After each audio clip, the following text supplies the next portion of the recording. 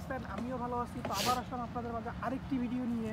তো এই ভিডিওতে আমি কথা বলবো হলো আরেকটি গাছ সম্বন্ধে, যে গাছটির নাম হইলো বড়াই গাছ। বড়াই কিসের গাছ এটা আমাকে নতুন করে বলতে হবে না। বড়াই কিসের গাছ হলো? বড়াই হলো ফলের গাছ। ফলের গাছ, এটা আমি জানি, এটা সবাই জানি। তো মেন কথা হলো বড়াই তোমার কেমন লাগে এটা বলো। আমার অনেক ভালো লাগে। ভালো লাগে বড়াই ওই যে শুকনাটা। শুকনাটা? জি। আচার না এমনি? এমনি যে গাছ পাকা শুকনাটা। আমার বড়াই আচার ভালো লাগে। তো আমি প্রত্যেক বছরই কিন্তু আমি বড়াই নিতে আমার বাসায় আমি আচার বানাই।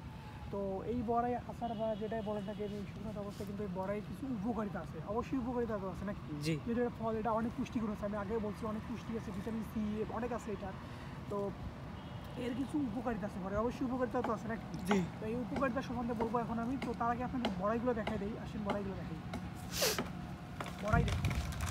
তো যে এইগুলি হচ্ছে সেই বড়াই। এখন পাকার সময় না, তাই এখন বড়াইগুলো পাকে নাই, একটু ছোট ছোট আছে, মানে কাঁচা অবস্থায় আছে। জি। ওই তো ভালো করে বড়াই নিচ থেকে দেখাই দাও একটা নিয়ে। তো যে এইগুলি হচ্ছে সেই বড়াই, যেগুলি এটা এই পরের মাসে পাকবে। জি। এটি এই যে এরকমই হচ্ছে আপনার আর একটু বড় হলে পরের মাসে পেকে যাবে। এগুলি এখন অনেক কাঁচা টেপি দেখেন। এটি হচ্ছে সেই বড়াই, খাওয়ার যোগ্য না, এটি একদম খাওয়ার যোগ্য নাই দেখেন। তো দেখেন গাছে আর অনেক রয়েছে দেখেন। তো এগুলো আপনার বড়াই, তো এই বড়াই থেকে উপকারিতা আছে। তো বড়াই দক্ষিণ এশিয়ার বহুল প্রচলিত কণ্টকপূর্ণ গাছের একটা ফল। তো বাংলাদেশে প্রায় সর্বপ্রকার মাটিতেই বড়াই গাছ কিন্তু জন্মে। তো এটা হবে আপনার একটু, এই বড়াইটা একটু দেখতে হবে ডিম্বাকৃতির, এবং সচরাচর এটাকে ফুল বলে অনেকজন আখ্যায়িত করছে।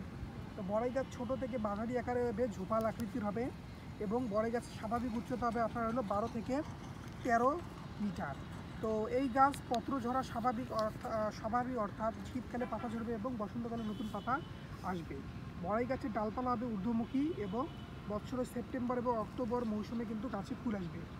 ফল ধরবে শীতে, ফল হবে গোলাকার এবং ছোট থেকে মাঝারি, এবং ফলের আকার হবে আপনার হলো 2.5 সেন্টিমিটার একটা বড়াই।